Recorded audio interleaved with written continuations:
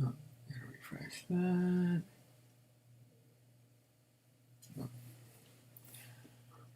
gotta do this.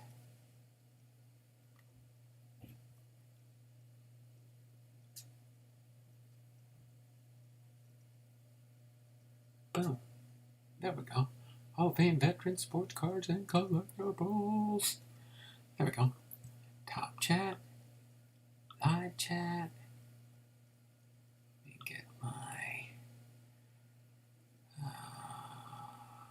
store here. Get this real quick.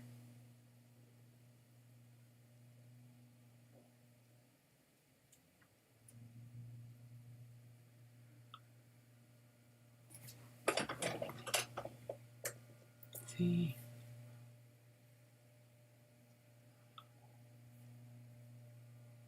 This here.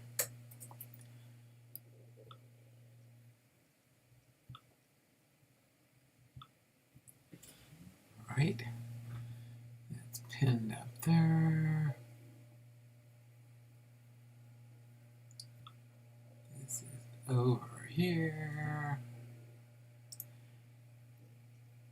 Are you ready for some football? We're doing something a little bit different today. Start of a new series. Start of a new series.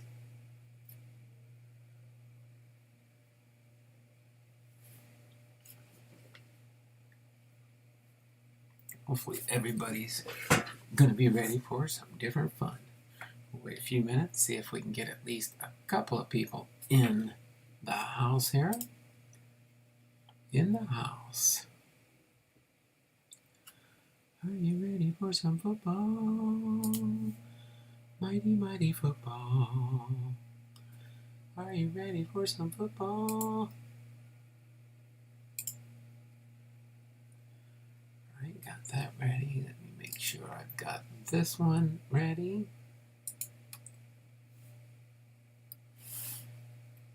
First in today. There we go, Kevin. Kevin. Okay, boom, boom, boom. That's there. Got 93 entries for the month of April so far. Biggie Hurt 35 sports cards and memorabilia, second best. That's right. Kevin beat you in today there, Biggie. Hey, Biggie. There we go. Hopefully everybody's ready for some football. Football. Everybody see the title of today's stream, by the way? A little bit different. A little bit stark to a new series on Wednesdays now. Put my foot down and decided, let's get this started. Are you ready for some football? 1963 Pro Football Hall of Fame class. The first round of inductees for the Pro Football or the NFL Hall of Fame. Big Ray's here, Biggie Hurt, and Kevin's models and more. 1963. I'd lose to Kevin anytime. 1963 was the first induction year for the Pro Football Hall of Fame. So we're going to have some fun with that today. Okay. We will have some fun today.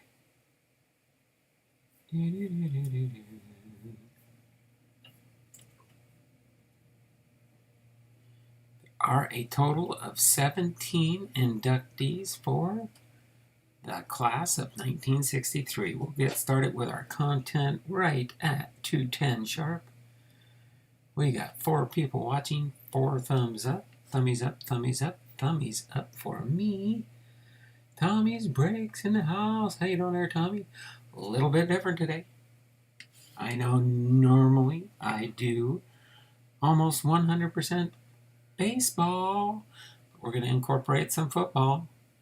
We're going to incorporate some football. Maybe down the road maybe I'll have it to where we have basketball, baseball, football. Maybe we'll incorporate hockey. Does hockey have a Hall of Fame? You guys help me out there. Does the NHL, the National Hockey League, professional hockey, do they have a Hall of Fame? I know basketball has a Hall of Fame. So, but today, maybe we'll get the 4 main sports. Basketball, or baseball, basketball, football, and hockey. I think that's the big 4, right? Baseball, basketball, football, and hockey. I'm pretty sure that's the big ones, if I know for sure. Right at 2:10 sharp, we will start with our inductees list here. And we will go through all, we'll see. We'll see how the stream goes. But for the big, mostly until 2020, I think they had the next big round that they did. But from 1963 to 2022, so what's that entail? About 63, what do we got? 73, 83, 93, 2003, 2013, 2023. So we got pretty close to about 60 years of the Football Hall of Fame to go through. Not all today. Not all today. That's for sure. How about Special K? Who's Special K? I don't know what you're talking about. I'll be listening while doing yard work, so might not be very active in the chat. No problem there, Big Ray. If you know football more than I do, you might recognize some of the... I know a few of these names that are on here. But yeah, we're going to be going over... we'll see how many of the 17 for the class of 1963 we get done today. We might have to break it down into 2 shows. We'll see how things go as we go down the line here. All right. But we will have some fun. Again, we've got our drawing too for, get this here, for our giveaway prize so far for this month. This will be, again, we have 93 entries currently so far. And then, but this is going to be the main prize giveaway. If we get over 100 entries into the Super Chat / Patreon / channel membership / I think I covered everything. So yeah, you can be a Patreon and you'll get that many entries based on your Patreon level. On your channel membership, depending on what level you are on your channel membership, above the $5 range, you start getting baseball cards sent to you. And then Super Chat. So Super Chat, a $1 Super Chat gets you 1 entry. $2 Super Chat gets you 2. Excuse me. Whew, I knew that sneeze was coming. And say, for example, you do a $5 Super Chat. That's 5. Can you see it? I'm trying to remember. I'm out of sync here. If you do $5 Super Chat, then you get 5 entries, and so on and so forth. So the bigger the Super Chat, the more entries you get into the drawing. So that's how you get bonus ones for there. Thank you, Biggie. I got bummed out, lost the passion.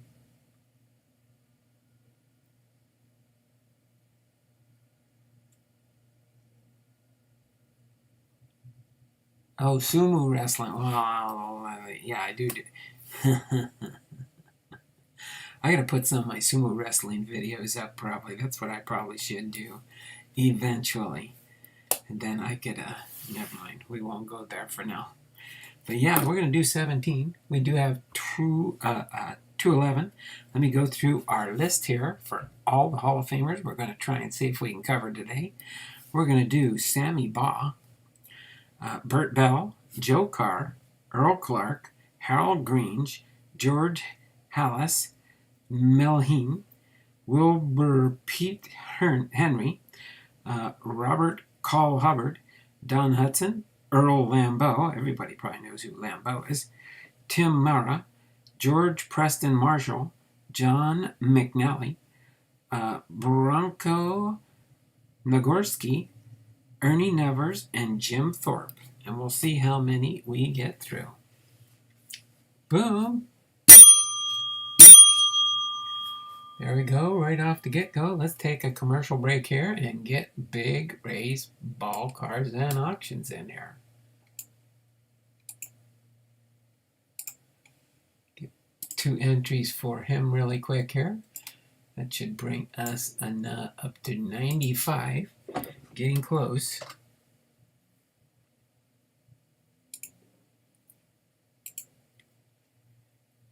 $94. 95. And if super chats come in between the mini biographies that I'm going to do for these players, I will get the super chat between each round. How's that sound? So there you go, Big Ray. You got 2 more entries onto the big wheel of names. We're up to 95 entries now. So, as my title says, are you ready for some football? It's going to be our Wednesday series. Our new Wednesday series will be the classes going through and catching up to current classes as we roll along. Hopefully, if we finish, maybe we'll end up getting 2023 in the end of the list here.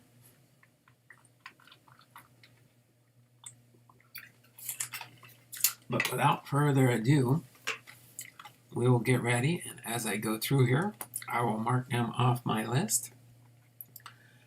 But the very first one is Sammy Baugh. Sammy Baugh. Hello, yay. To see these videos. Hey, Bipster. There we go, there we go. The Fanatic Card Guru. This is gonna be epic.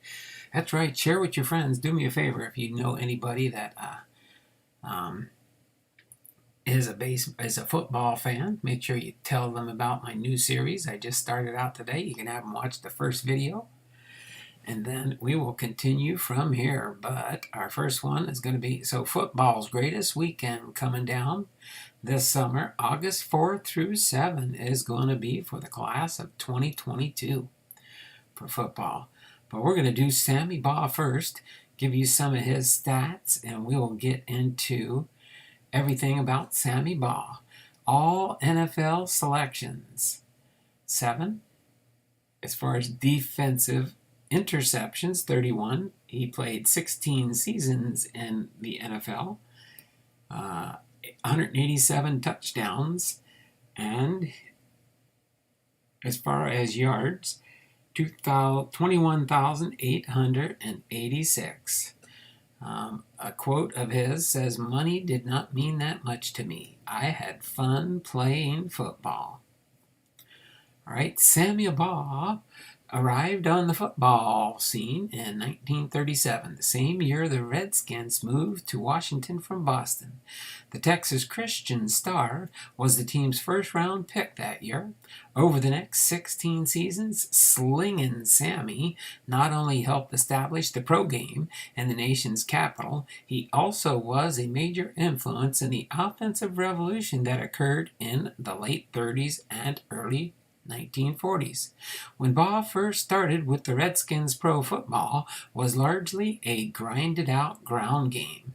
The forward pass was something to be used with caution, and never inside your 30-yard line except in desperate situations. By the time Baugh was through, the forward pass was a primary offensive weapon. Obviously, such a change could not be totally brought about by one individual, but Baugh was a catalyst that changed the game. No one had seen a passer who could throw with such accuracy. Baugh started his pro career as a single-wing tailback and didn't make the switch to the T formation until 1944. He won a record-setting 6 NFL passing titles and earned first-team All-NFL honors 7 times in his career. Sammy also led the NFL in punting 4 straight years from 1940 through 1943. Extremely versatile, he led the NFL in passing, pass interceptions, and punting in 1943. One of the best single performances came on Sammy Baugh Day in 1947 when he passed for 355 yards and 6 touchdowns against the Chicago Cardinals. That season, eventual champions, Baugh, although highly competitive, was still comparatively easygoing and never lost his sense of humor. When the Chicago Bears defeated the Redskins 73-0 in the famous 1940 NFL title battle, a Redskins end dropped a touchdown pass in the end zone. Reporters asked Baugh if the outcome would have been different had the pass been caught. "Yeah," Baugh answered. "It would have made it 73-7. So there you go. There is our first Hall of Famer for 1963, Sammy Baugh. Okay, next up to bat here, we have Bert Bell. Bert Bell is next up to bat here. Or not up to bat, up to play. He was a contributor. Bert Bell, for the class of 1963, he was involved in 27 games in the NFL. All I ever wanted to be was a football man.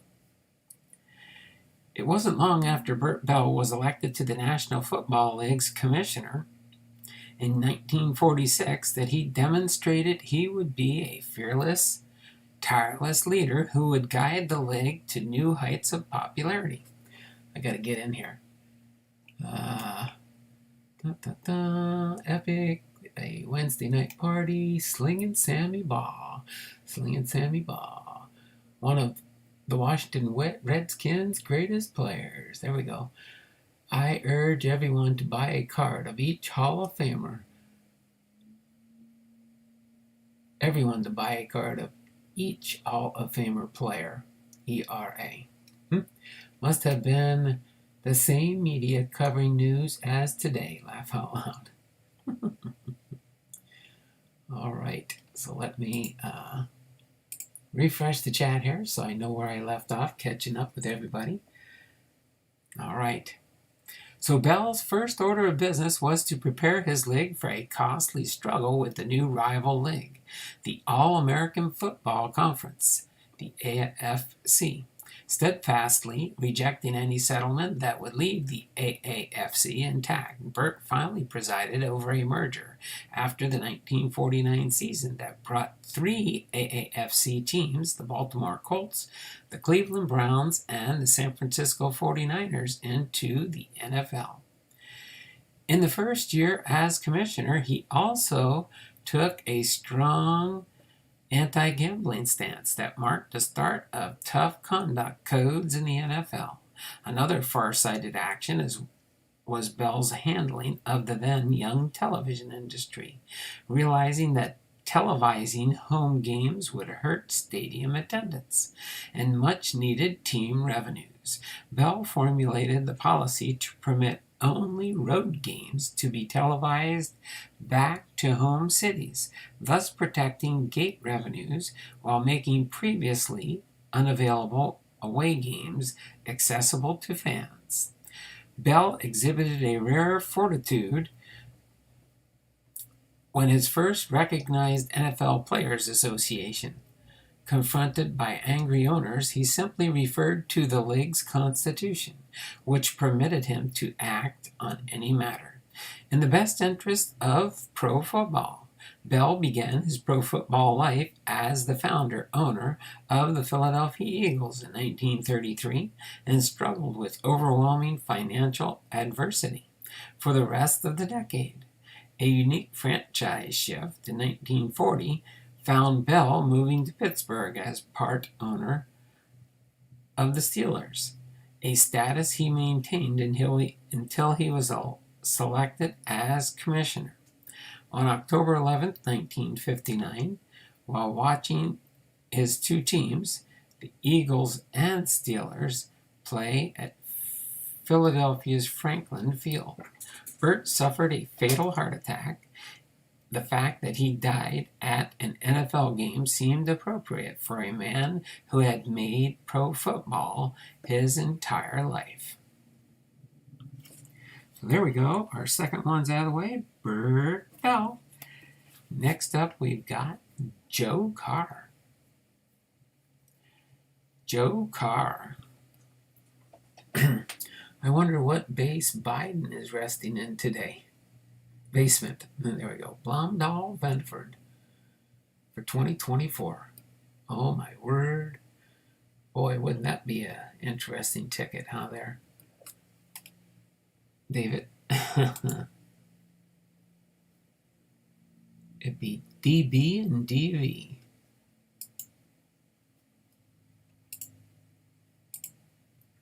DB and DV for president. All right. So Joe Carr was involved in the NFL for 19 seasons. This is said of him, baseball has become successful because of the excellent way in which it is organized.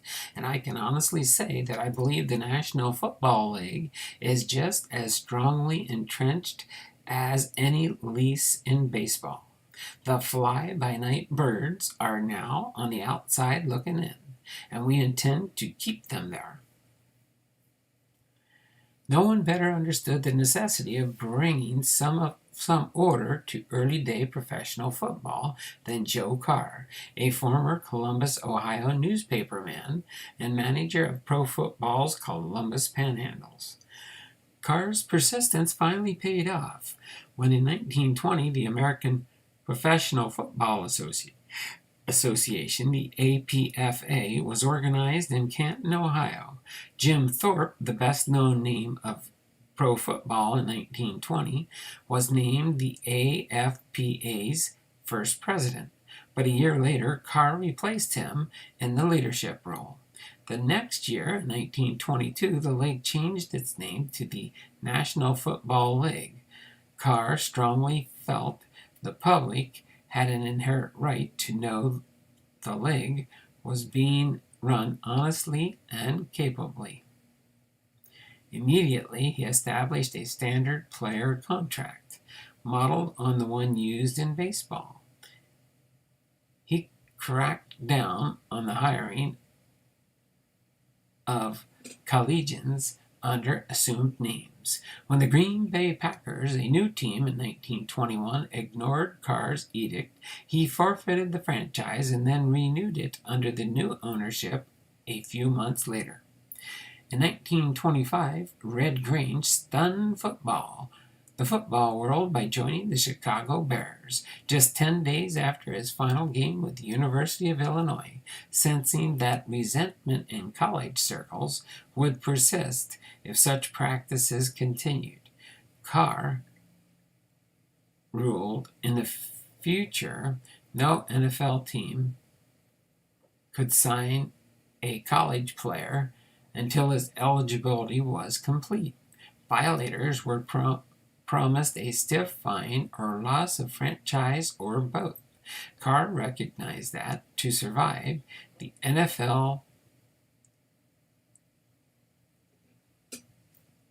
needed teams in large cities. His first target was New York City, and through Joe's efforts, the New York Giants were born in 1925.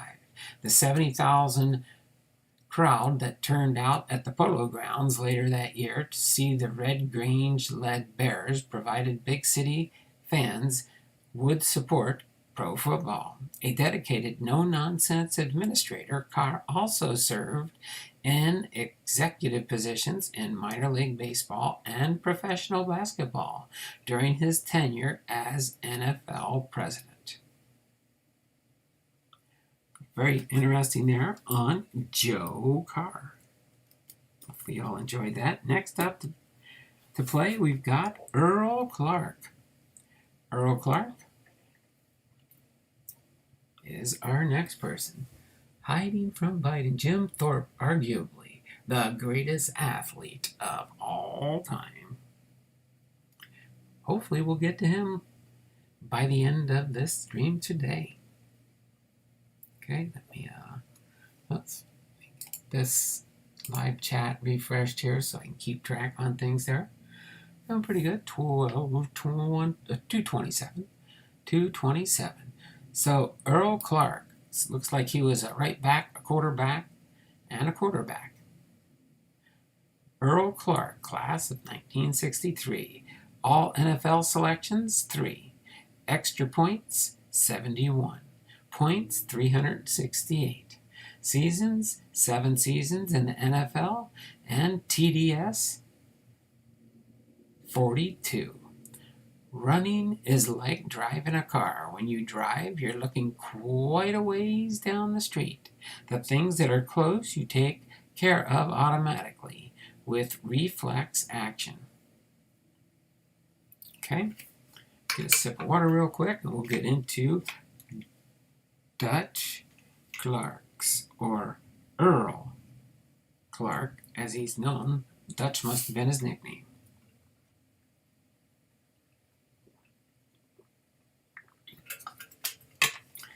Dutch Clark's story doesn't fit the ordinary picture of an all-time great. In 1929, he became the first Colorado college football star to be named All-America. Yet he didn't play pro football until almost 2 years after he graduated, when he joined the Portsmouth Spartans for the 1931 season.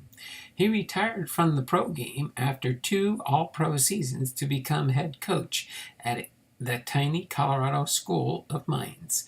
However, Clark returned to pro football in 1934, rejoining his team, which by then had been sold and became the Detroit Lions. For the next 5 years, Clark, from his tailback position, was the general in Detroit's famed infantry attack that in 1936 set a team rushing record that stood for 36 years. He was called the quarterback because he called the plays, a true triple threat back. Dutch consistently finished among the leaders in rushing and once completed 53.5% of his passes in a season, when the league average was just 36.5%. He also led the league in scoring 3 times, kicked field goals and extra points, and is generally considered the last of the great drop kickers. The versatile Clark was all NFL 6 of the 7 seasons he played. Although a great athlete, Dutch was not particularly fast and had such poor eyesight that he had trouble seeing his receivers. According to teammates, though, he had the uncanny knack of being in the right place at the right time. Furthermore, his teammates swore that no one could follow blockers as well as Dutch. Humble, Clark was always conscious of his role as a team leader, so unassuming he sometimes avoided calling plays directed his way for fear of hogging the limelight. If Dutch stepped on the field with Red Grange, Jim Thorpe, and George Gipp, a rival coach once said Dutch would be the general. Right? That was Earl Clark. Next on the docket here we have Harold Grange. Harold Grange is next. Go over his profile next. Harold Grange was a right back, a quarterback, and a halfback. Class of 1963 for 9 seasons. Okay.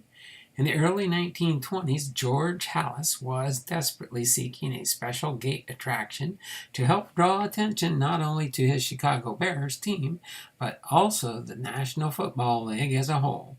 University of Illinois running back Harold Red Grange, who ran with a ghost-like speed and elusiveness, seemed to be the answer. Although college stars rarely turn to pro football in those days, Hallas and his partner Dutch Sterneman pondered just how much Grange could do for their team. Grange, who worked as an ice delivery man during his college summers, agreed to play for the Bears. On Thanksgiving Day, 1925, just 10 days after the Grange's last college game, 36,600 filled Cubs Park, now known as Wrigley Field, to see the Reds' pro debut against the Chicago Cardinals. 10 days later, more than 70,000 packed New York Polo Grounds to see the Reds and the Bears take on the New York Giants. Sensing that rare opportunity was at hand, Grange's agent, C.C. Cash and Carry Pyle, Hallas, and Sterneman lined up an exhausting barnstorming tour of the country, winning thousands of new fans for pro football. When Pyle and the Bears' ownership couldn't agree on terms for the 1926 season, Pyle formed a rival American Football League with a team in New York called the Yankees that featured Grange. While the Yankees had moderate success, the rest of the league failed. Pyle was allowed to move his team into the NFL in 1927, but Grange suffered a crippling knee injury during a game against the Bears. "I didn't play at all in 1928, Grange remember. "I was just an ordinary ball carrier after that. I did develop into a pretty good defensive back, however." Hallas invited Grange back to the Bears in 1929, and he remained with them through the 1934 season. In 1933 NFL championship game, Grange was a defensive hero with a difficult touchdown-saving tackle in the final seconds of the game. There you go, Harold Grange. Okay, next up we've got George Hallas. George Hallas, class of 63. An HC contributor and an E contributor. George Hallas, class of 63. Coaching victories, 324. NFL titles, 6. And he had a total of 64 seasons under his belt. "I loved sports since I was old enough to cross a Chicago street by myself. I'm happy that I made pro football a career. It has been good to me in the material sense, but more important is that I have been associated with youth in all my years as a pro football coach and owner." Okay. George Hallas was associated with the Chicago Bears in the National Football League from their inception in 1920 until his death in 1983. He represented the Bears, originally known as the Decatur Staleys, at the NFL's organizational meeting held in Canton, Ohio. During his incredible career, he filled the shoes of owner, manager, player, and promoter, and was an influential leader among the NFL's ownership. It was, however, as a coach that he excelled and was best known. Although Hallas coached his Bears for 40 seasons, he stepped away from the coaching ranks 3 times. in 1930 through 1932, 1942 to 1945 to serve in the military in 1956 and 7. Each time a rejuvenated Hallas returned to the sidelines to coach and won an NFL championship twice in 1934 and 1942. Hallas's teams had undefeated regular seasons records.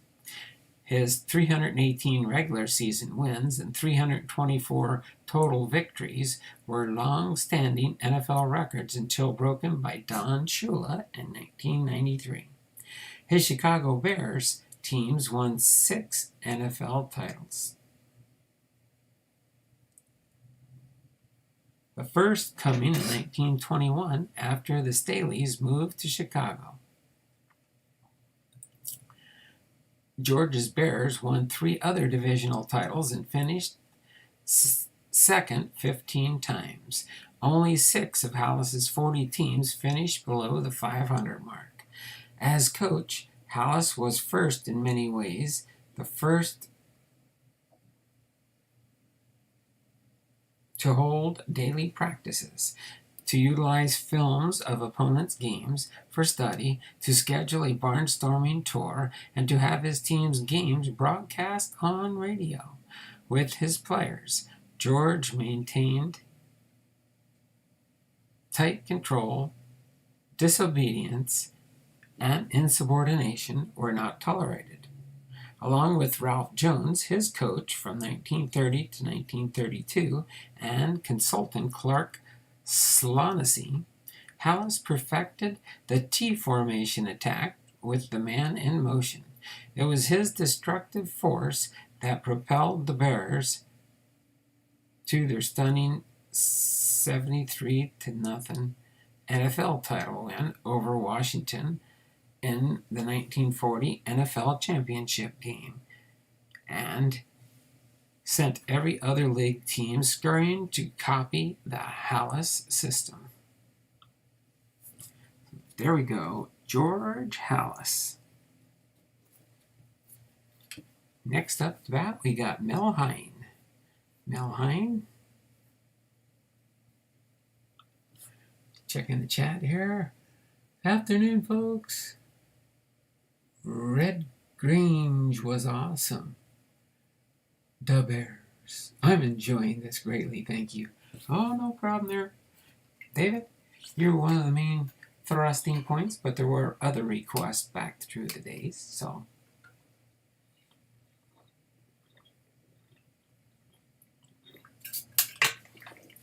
As we go through this series, we'll be counting down. There's 105 days, 9 hours, 20 minutes, and 27, 26, 25, 24, 23 seconds to go before this summer's festivities for not only the Football Hall of Fame, but the Baseball Hall of Fame.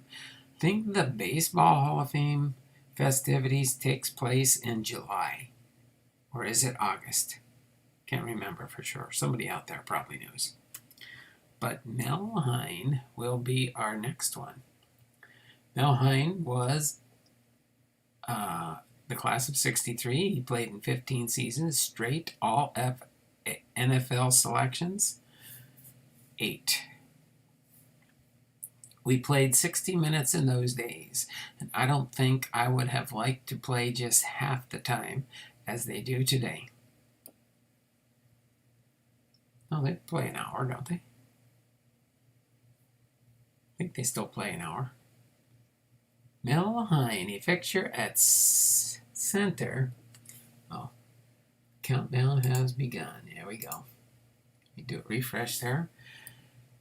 Mel Hine is a fixture at center for the New York Giants for 15 seasons. Was one of the most durable players in the NFL history. In the early days, there was no platoon football, and players went 60 minutes every game. Yet he called for a timeout just once in his career for hasty repairs to a broken nose in 1941. Even in his final campaign at the age of 36, Mel was still playing every game from the first kickoff to the final gun. Mel combined great stamina a cool head, mental alertness, and simple superior ability to become an exceptional star. He was named first team All-NFL center 8 straight years from 1933 to 1940. He also earned second-team All-NFL recognition 5 other times. In 1938, he was named to the league's most valuable player, a rare honor for a center. He was the team captain for 10 seasons. Cappy could do everything expected of a center and a linebacker, and quite a bit more. Mel was one of the few NFL stars who had the speed of agility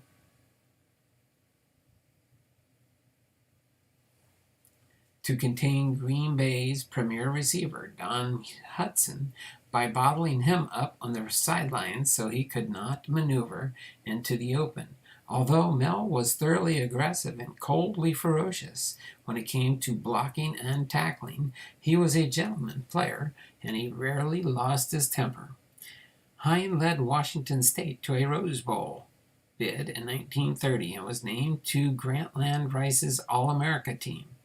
Mel had to write to 3 NFL teams offering his services in 1931. Providence bid first, offering $135 a game. Hines signed and mailed the steamroller contract. Then he learned that he could get $150 from the Giants, so he hastily wired the Providence postmaster, described the letter he had sent, and asked him to return it. Fortunately for the Giants, the first contract was returned, and Hine destroyed it. So Mel Hine is now in the books. Next, we've got Wilbur P Henry. Wilbur P Henry. Right, Wilbur P Henry, class of 63. He played for 8 seasons. Yard punt, 94 yard punts. All right. Wilbur P Henry signed with the Canton Bulldog.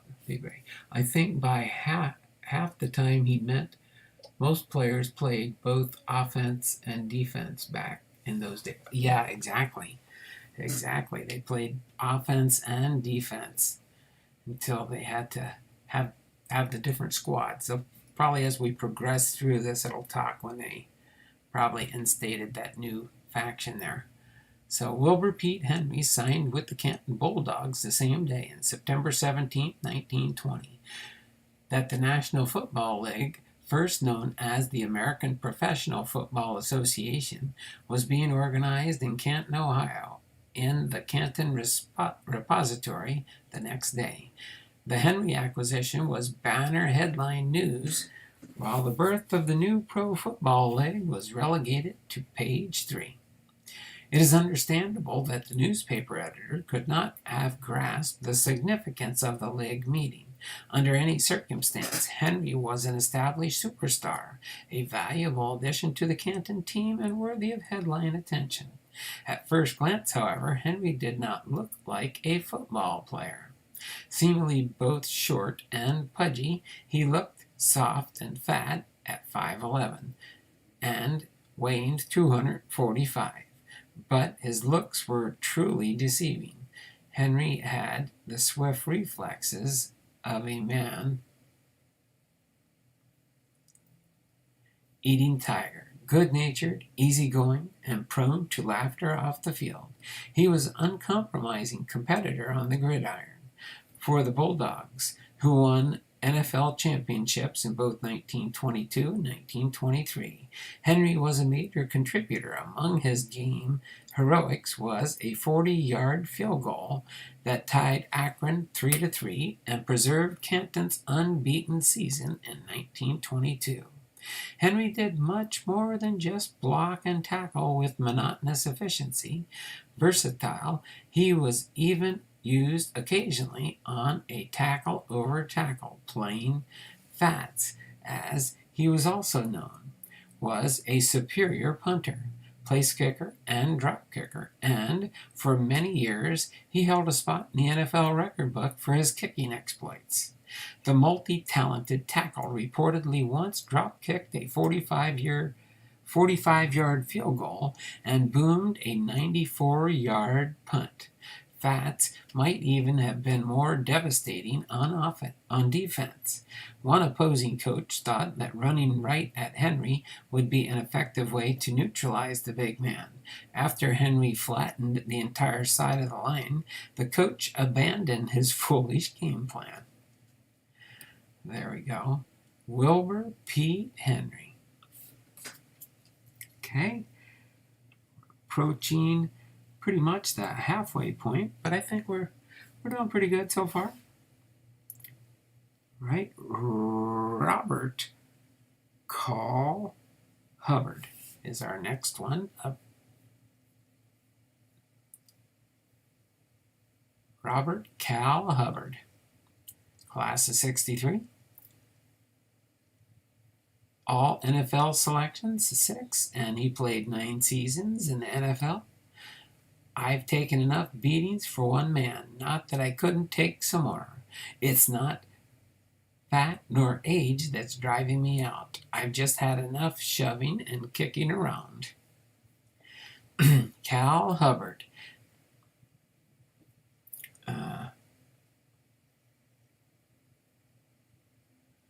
Big Ray says, I think by half the time most players play.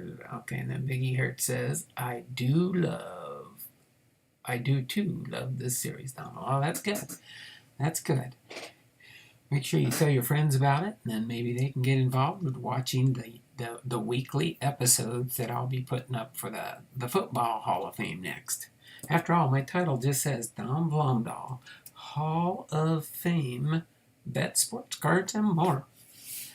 I do all kinds of content on this channel, but Cal Hubbard, at 6'2" and 250 pounds, was by standards of the 1920s, was huge. Still, he could run the 100-yard dash in close to 11 seconds. It was an awesome combination for a tackle, size, and speed. Hubbard played college football at 2 relatively small schools, Centenary College and Genova College. But when he turned pro, he went to the game's biggest city, New York. The Giants, however, were well stocked at the tackle position, so the big man from his small school was moved to the end position on offense and linebacker on defense. For the next 2 years, 1927 and 1928, the Giants teamed Cal with another future Hall of Famer lineman, Steve Owen. The addition of Big Cal made good Giants defense great. New York posted 10 shutouts in 13 games in 1927 and allowed only 20 points for the season while winning their first NFL title. Hubbard earned All-League acclaim both seasons with New York. In 1929, at his request, Cal was traded to Green Bay, where he liked a small-town atmosphere. Packers coach Earl Lambeau was building a championship organization in Green Bay. Lambeau moved the versatile Hubbard back to the tackle spot. The Packers won NFL championships 3 straight years, 1929, 1930, and 1931. Cal enjoyed his best years with the Packers from 1929 to 33 and 1935. During that time, he earned first-team All-League honors as a guard in 1929 and at tackle in 1931, 32, and 33. During the summers in Green Bay, Hubbard began umpiring baseball games. In 1936, he began a new career as an American League umpire. He became almost as famous as a baseball umpire as he had been as a football player. In 1958, he was appointed umpire-in-chief of the American League. Hubbard is the only person to be enshrined in both the baseball and pro football Hall of Fames. So, Robert Cal Hubbard. Okay, next up is Don Hutton. Think we can get through this whole series here. Don Hudson. Don Hudson, next up to bat. Next up to bat.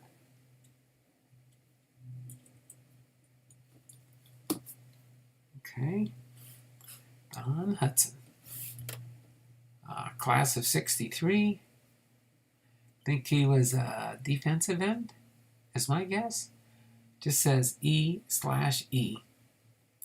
All NFL selections 9, career interceptions 4, receptions 488, receiving yards 7,991, 11 seasons with the NFL, and TDS of 99. It is still an individual thing, a question of running the pass pattern correctly. Pass patterns have probably changed less than anything else in football. All right, Don Hudson.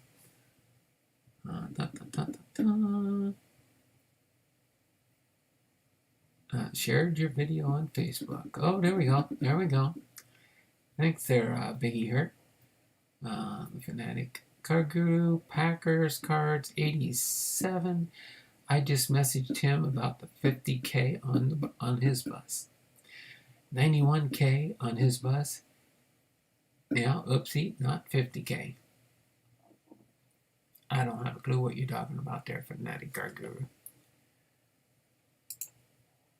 Let me go into now Don Hudson's info for his 63 induction. First touchdown came on an 83-yard pass from Ernie Nevers in his second game as a Green Bay Packer. He wound up with 99 career touchdown receptions, a record that stood for more than 4 decades. When Hudson retired in 1945 after 11 superb seasons, he held 18 NFL records, including 488 career receptions. That was 200 more than his closest competitor. Hudson invented modern pass receiving. He created Z-outs, button hooks, hook and goes, and a whole catalog of moves and fakes. Although he had been All-American at Alabama in 1934, there were plenty who doubted the skinny speedster could stand the pace of pro football, but it wasn't long before his mere presence on the field had changed the defensive concept of the game. Don could outmaneuver and outrace virtually every defender in the league. He led the NFL in receiving in 8 of his 11 seasons and in scoring 5 consecutive years, twice in 1941 and 1942. He was named the league's MVP. Like everyone in the days before free substitution, Sutton was a 60-minute player who spent most of his career as a very fine safety on defense. In his final 6 seasons, he swiped 30 opposing passes. Often after scoring a touchdown, he would kick the extra point. In one quarter of a 1945 game, he caught 4 touchdown passes and kicked 5 PATs for an amazing 29 points. Had it not been for a unique decision by NFL President Joe Carr, Hudson might have never have become a landmark pass catcher. After college, Don signed contracts with both the pass-minded Packers and the NFL's Brooklyn Dodgers, a team that rarely passed. Carr ruled the contract with the earliest postmark he would be honored. The Packers' contract was postmarked 8:30 a.m., 17 minutes earlier than the Dodgers pact. Thus, Hudson became a Packer. Okay, next up we got Earl Lambeau coming up now. Earl Lambeau.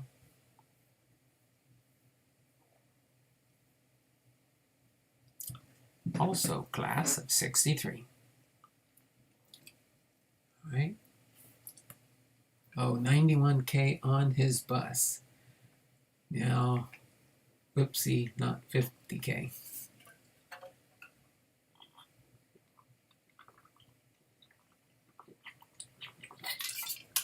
I don't know what that's got to do with me, because I'm just a lowly 1K kind of guy. I don't even know when I'll reach 2K. I'll cross that bridge when I get to it.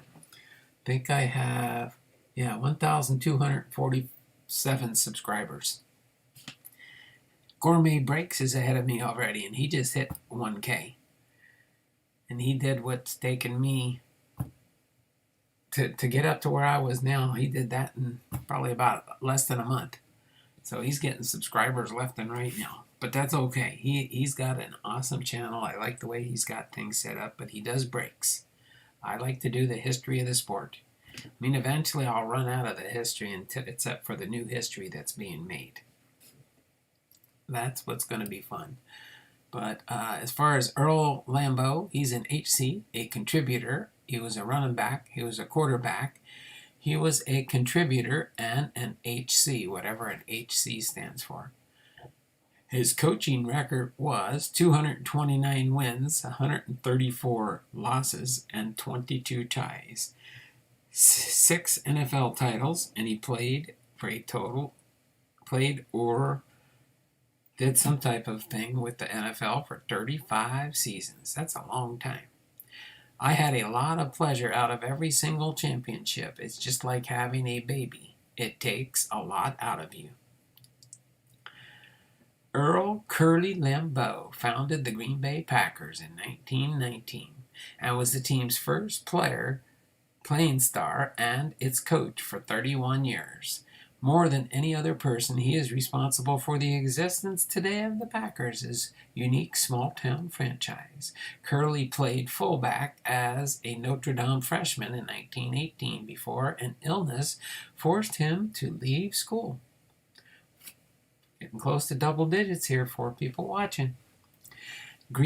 Back in Green Bay, he was offered $250 a month to work for the Indian Packing Company, which a year later organized a football team called the Packers. Lambeau became the team's coach and playing captain. Lambeau was the first pass-minded coach in the NFL, and his teams were like their leader, impatient and explosive. An excellent passer in his own right, Curly flew in the face of common practice. Despite rules that made it difficult to use the forward pass, Lambeau's Packers were a team whose main offense weapon was the pass. At any time, on any down, from anywhere on the field. With his vaulted passing attack, he led the Packers to championships in 1929, 30, and 31. After signing future Hall of Fame receiver Don Hudson in 1935, they won 3 more titles. So advanced were Lambeau's coaching theories and Hudson's ability that many of Hudson's records stood for 4 decades or more. After he retired as a player, Curly replaced himself with future Hall of Fame quarterback Ernie Nevers, and later Cecil Isbell, and the Packers remained a powerhouse for almost 3 decades. A sometimes hot-headed disciplinarian, Lambeau always got the most out of his players. Tackle Cal Hubbard, guard Michael Mishlesk, and halfback Johnny Blood.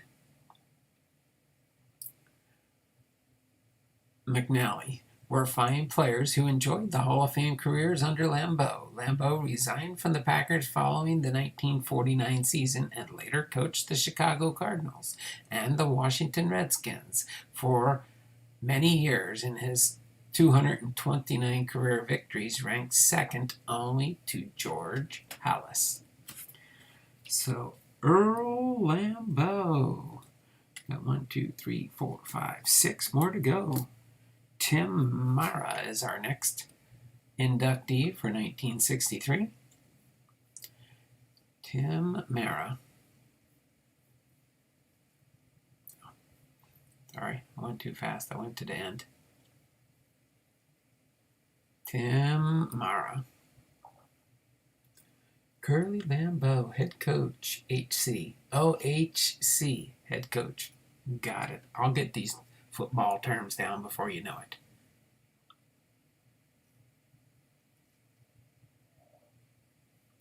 All right. Refresh my chat here so I know where I left off. Head coach.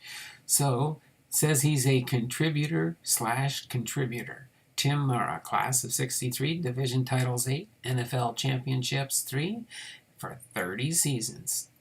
Getting a winner or building a winner isn't easy. It requires experience in the front office, long-range planning, shrewd promotion, careful appraisal of costs, and of course, luck. In 1925, it was apparent the NFL Football League needed a showcase franchise. League president Joe Carr went to New York to offer fight promoter Billy Gibson a franchise. Gibson wasn't interested, but he introduced Carr to a friend, Tim Mara. When Mara learned he could get a franchise for $500, he commented, "A New York franchise to operate anything ought to be worth $5." The 1925 Giants went 8-4 and finished 4th in a 20-team league, but they couldn't dent the fans' enthusiasm for college football. Undaunted, Mara tried to sign college superstar Red Grange, only to find the Chicago Bears had beaten him to the punch. Still, Grange was important to Mara's future in football. When the Grange-led Bears played the New York's Polo Grounds in December 1925, a sellout crowd saw the game and Mara netted a reported $143,000. The future of pro football in New York was assured. Mara's euphoria was short-lived because in 1926, Grange and his manager C.C. Pyle formed a new league with a New York franchise to compete with the Giants. Mara lost heavily, but the new league lost more and went out of business. The next year, the Giants went 11-1-1, and Tim had his first championship. Mara had known hard times as a youngster, so when the New York mayor Jimmy Walker approached him in the Depression year of 1930 about playing a charity exhibition game, he quickly agreed.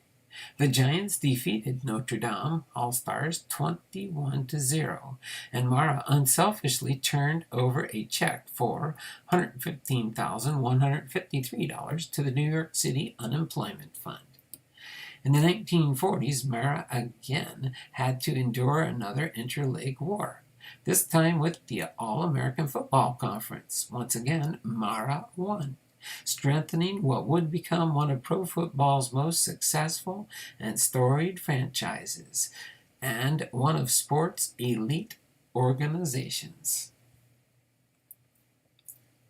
All right, Tim Mara. Next we got up is George Preston Marshall. George Preston Marshall.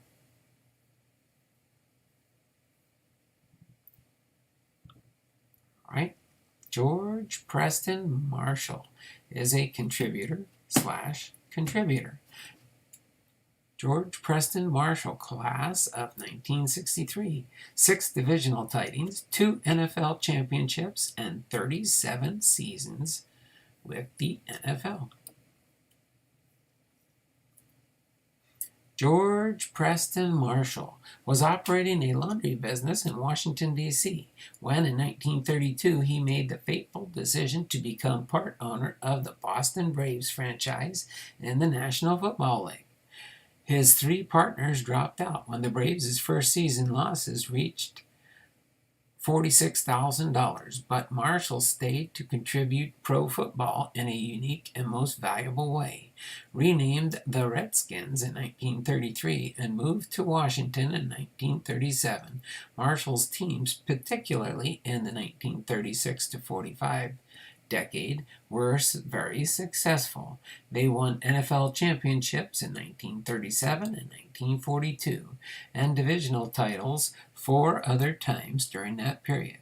But as successful as Marshall's teams were, the flamboyant owner left his biggest mark in areas not directly associated with the team on the field.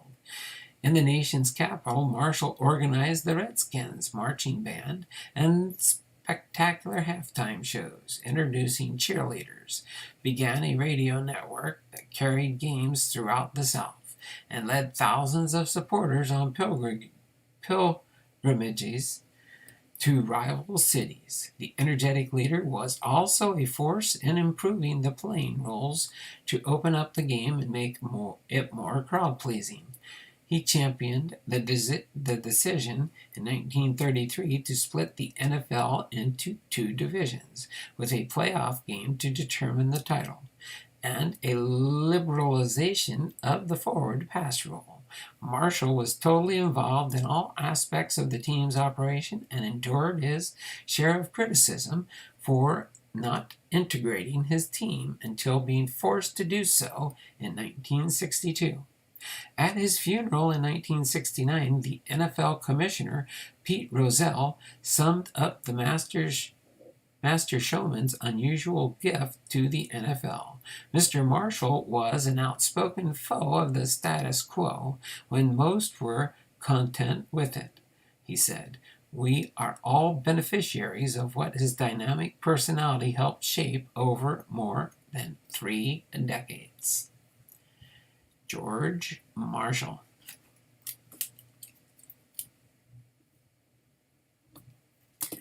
Next, we have John Mcnally. John Mcnally?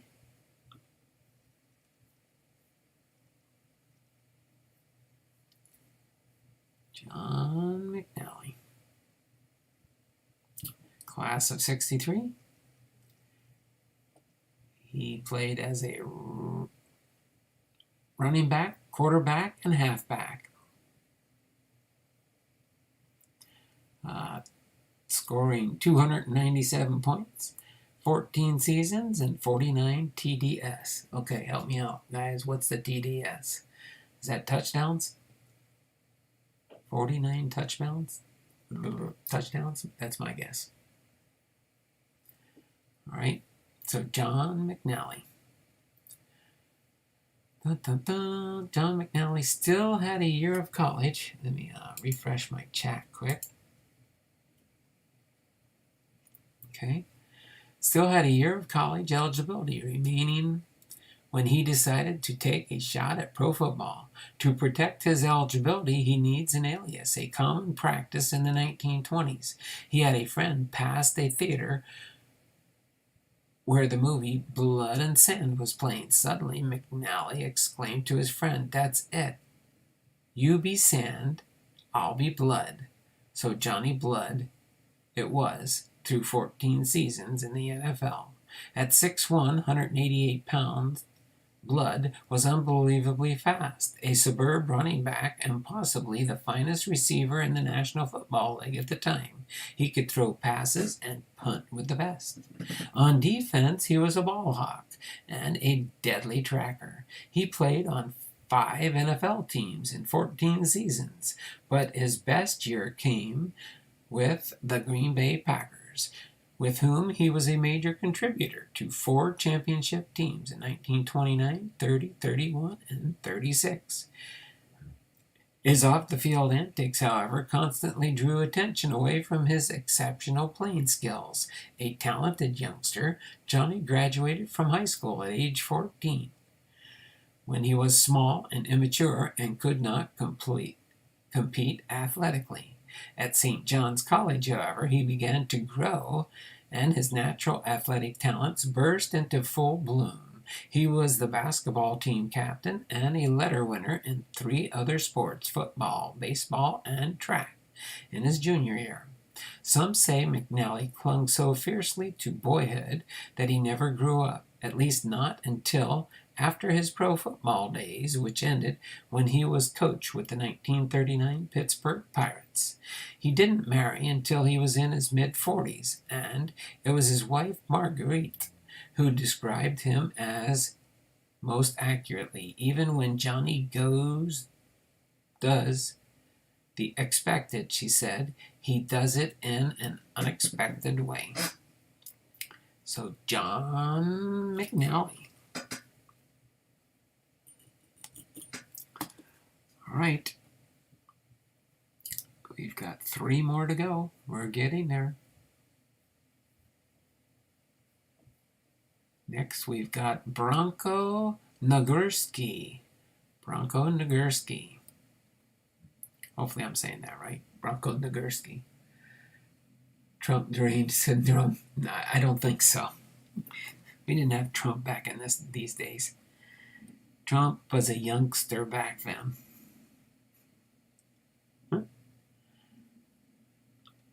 Bronco Nagurski. Looks like he was a right back, a quarterback, and a fullback. All NFL selections 5 times. 4,031 combined yards and 9 seasons. I always used my strength in football. I liked to meet guys head on when I was carrying the ball. Then I'd drop my shoulder and catch him with that, and then brush him off with my arm. It worked most of the time.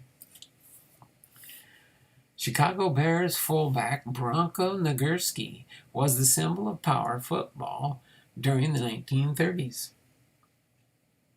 His performance took on legendary proportions. Many eyewitnesses, observers insisted that for sheer brutal line smashing, no one came close to Nagurski. Never fancy, he just ran straight ahead, over and through the opposition, although he is best remembered for his bull-like running. He had no peer as a blocker, and his tackling was as effective as any the game has seen. He was the complete player. At the University of Minnesota, he played 4 positions and was named All-American at both fullback and tackle. With the Bears, his defensive play was as awesome as his offensive ball carrying. The jump pass, in which he would fake a plunge, then step back a yard or 2, jump, and lob a pass to a waiting receiver, was devastating. His jump pass to Red Grange was responsible for the key touchdown in the Bears' 1932 victory over Portsmouth for the league title. The next year, in the National Football League's first official championship game, Bronco passed for 2 touchdowns, including the game-winning score when Nagurski couldn't get a raise to $6,500 in 1938. Nagurski retired to become a professional wrestler. But in 1943, when the demands of World War II left the Bears short of manpower, he rejoined the team as a tackle late in the season, with Chicago trailing in a must-win game. He went back to the fullback position. The 35-year-old Nagurski's line plunges keyed a drive to the tying touchdown and then set up the winning score. A week later, in 1943, the NFL title game against the Washington Redskins, Bronco, who was named a first or second team All-NFL in 7 of his first 8 seasons, ended his career by scoring the touchdown that put the Bears ahead to stay. There you have it, Bronco Nagurski. Okay. Next we've got Ernie Nevers. Ernie Nevers? Right. Is that right or running back? I think running back, quarterback, and fullback. Ernie Nevers, class of 63. All NFL 5 All-NFL selections and 5 seasons. I liked it the way I played it. You went the full 60 minutes. We went from September to January, and from Maine to Texas to the Pacific Coast. In all, we played 29 games, and we had only 16 men on the squad. If the coach took a man out of the game for a substitution, he got mad.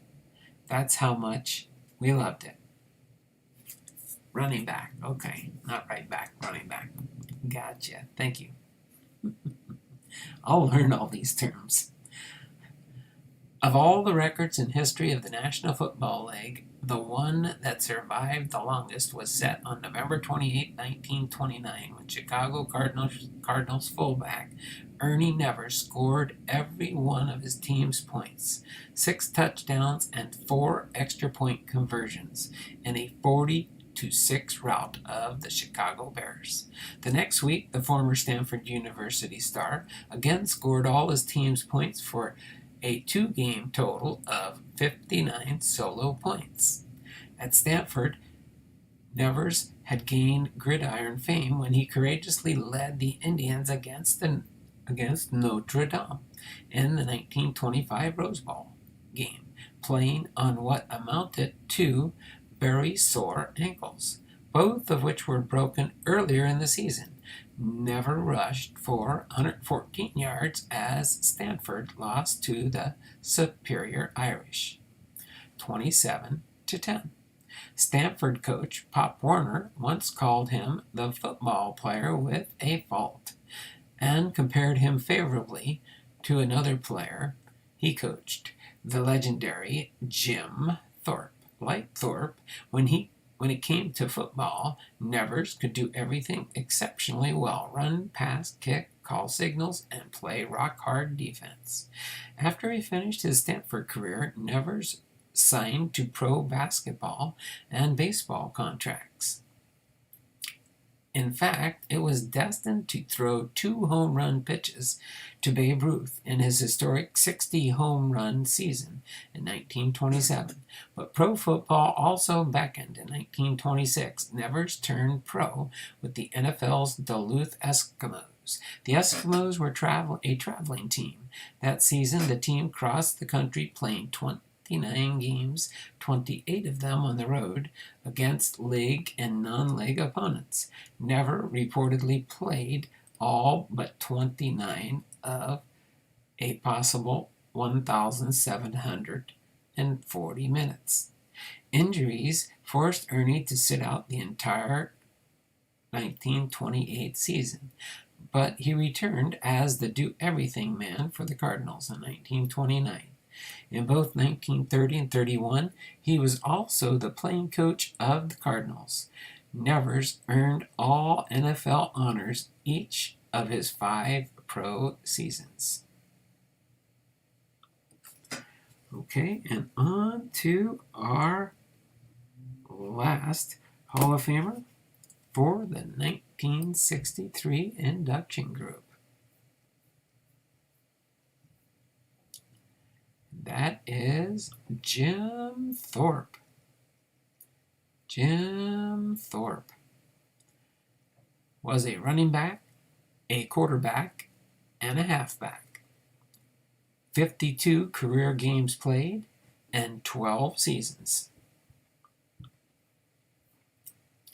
My earning days in athletes are at an end, and while sports have been my livelihood, I have really played for the love of the competition. Get a sip of water real quick here. No, my chair's not squeaky. My voice is squeaky. Boom Slang's in the house. How you doing there, Boom Slang? Sorry. Did you just pop in here with your yo? I think you did. Let me get a sip of water for the last round here.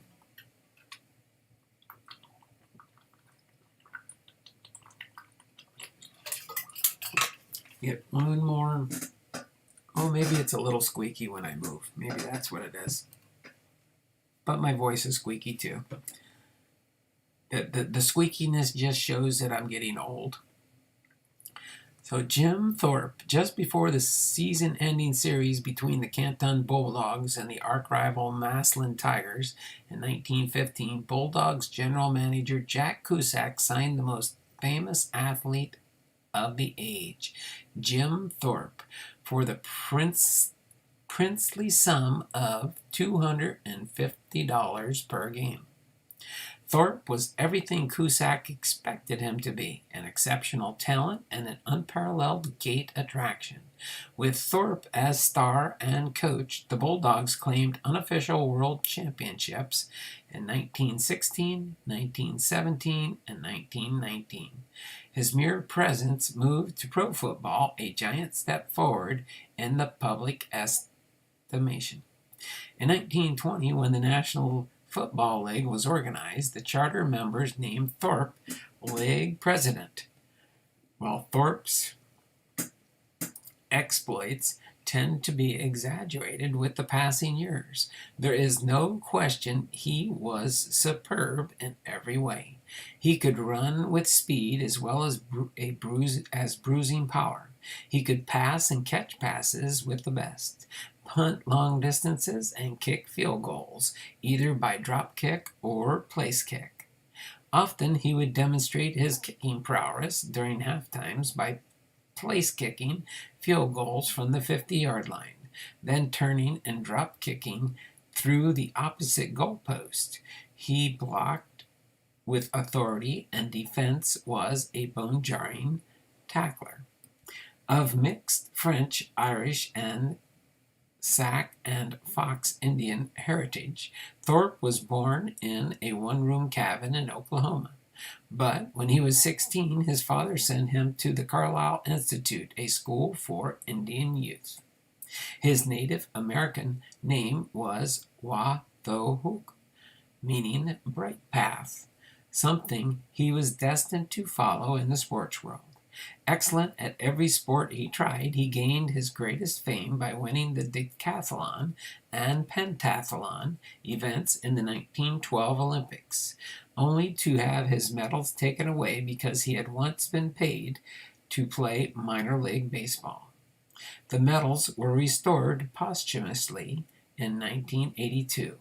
Although he played 6 seasons of Major League Baseball, football always remained his favorite sport. And there you have it, Jim Thorpe, our last inductee into the first year of inductees in 1963 for the NFL. So hopefully you enjoyed this one. And next week we will have 7 players. 7 players: Jimmy Conzelman, Ed Healy, Clark Hinkle, William Roy Lyman, Mike Mcnally, Art Rooney, and George Trafton. Will be a sneak peek list of the names for our inductees for next week's Wednesday Hall of Fame series. Headed to church, Donald. Love, peace, and chicken grease. Yeah, I got another 2.5 hours before I head to church or start getting ready for church. So thanks for popping into the stream, everybody. Let me scooch that down just a hair. I think I had it up a little bit too high. Yeah, so when I do this series here, I'll just make me bigger so you can kind of see.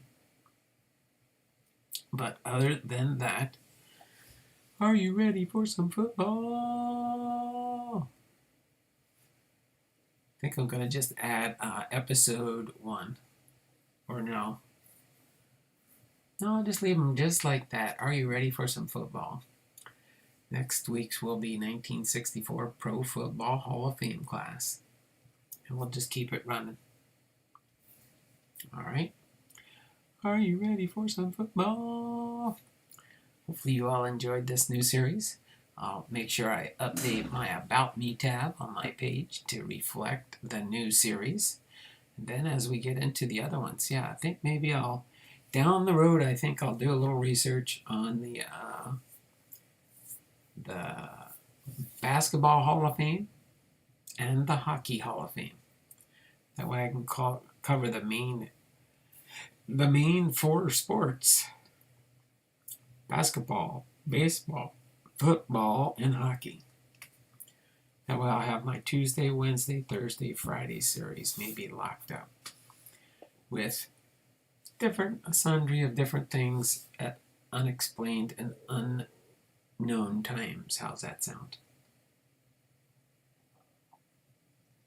All right there, David. Thank you. The Phonetic Cargo. Enjoyed very much, sir. Thanks. As always, be blessed. That's it. So hopefully you all enjoyed it. Again, we had a $2 super chat today. Got us up to 95. So we got a little over a week, about 10 days, 9 days. But we'll have to see. Next Friday, I have a eye doctor appointment. They're going to dilate my eyes, but I'm hoping it's early enough in the morning, I think, that I should be able to make it back in time for the 2 o'clock program. If not, I might run a little bit late. We'll see. We'll just see how things go. But other than that, hopefully you all enjoyed this. This has been Don Blondal, Hall of Fame veterans, sports cards, and more with our sorry, I lost track of my thought here. Are you ready for some football? This has been the 1963 Pro Football Hall of Fame class, brought to you by yours truly, Don Blondal, Hall of Fame vets, sports cards, and more. And until then, we will see you around the channels. Does that sound like an epic ideal there, David? I kind of thought so too. I was promulgating that in my head. So that's what we'll do. We'll juggle and figure out the whole schedule and the whole process. Get a few more sports incorporated here with history in the making. Not history in the making. History being retold on YouTube. All right, so you all take care. Have a wonderful and blessed day, and we will see you tomorrow for our next episode on whatever I produce tomorrow. It'll be a throwback. It is a throwback Thursday, for sure, for now, until we start the other 2 series. All right, take care. We will see you all around the channels, okay?